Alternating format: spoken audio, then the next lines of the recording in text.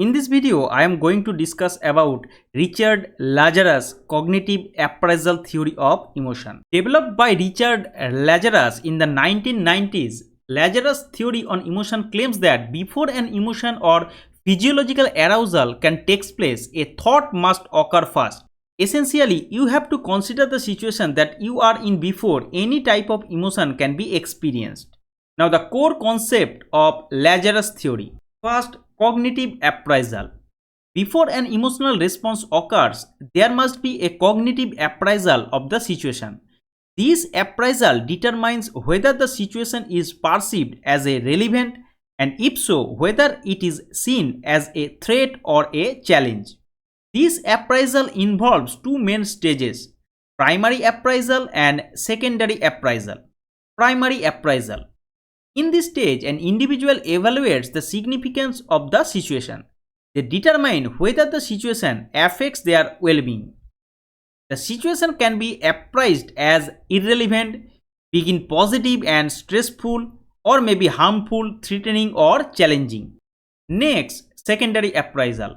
After determining that a situation is significant, the individual assesses their resources and options for coping with the situation. This involves evaluating what can be done to manage the threat or challenge and how effectively they can implement these coping strategies. Reappraisal. As the new information becomes available or as circumstances change, the individual may reassess the situation, leading to changes in their emotional response. Like the cannon bird theory, the Lazarus theory involves emotion and physiological arousal occurring at the same time. Take the example of walking down the empty street late at night. When a woman hears footsteps while walking down the street, the thought that she is in danger will occur first. The thought that there is a mugger behind her, and as a result, her heart rate increases. Her body begins trembling and the emotion of fear is experienced. Here, the primary appraisal is she hears footsteps and immediately assesses the situation. She may think, I might be in danger. There could be a mugger behind me. The secondary appraisal is she is then evaluates her opinions and resources. She might think, I can run to a nearby store, call someone for help, or find a place to hide. Now, reappraisal. If she turns around and sees that the footsteps belong to a jogger who poses no threat, she will reassess the situation as non-threatening, leading to a change in her emotional state from fear to relief. Now, relationship between emotion and physiological arousal. According to Lazarus, the cognitive appraisal triggers both the emotional response and the physiological arousal simultaneously.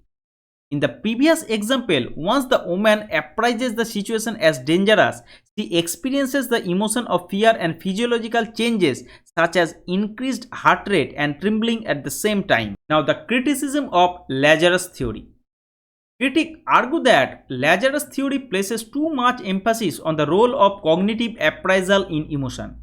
They suggest that some emotional responses can occur without conscious thought, driven by automatic and unconscious processes. The process of cognitive appraisal is complex and difficult to measure. Critics point out that delineating the stages of appraisal and the real-time interaction poses significant challenges for researchers. Emotions and appraisals can vary significantly across different cultures and individuals. Lazarus theory may not sufficiently account for these variations, leading to questions about its universality.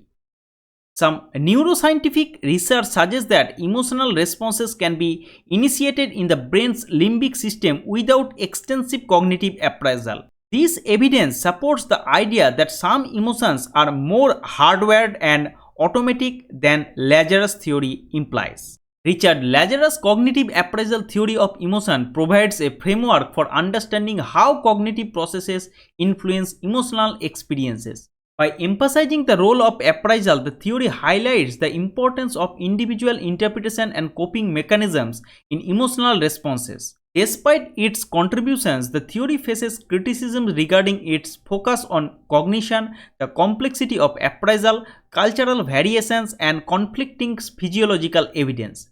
Nonetheless, it remains a foundational concept in the study of emotions. Now, try this.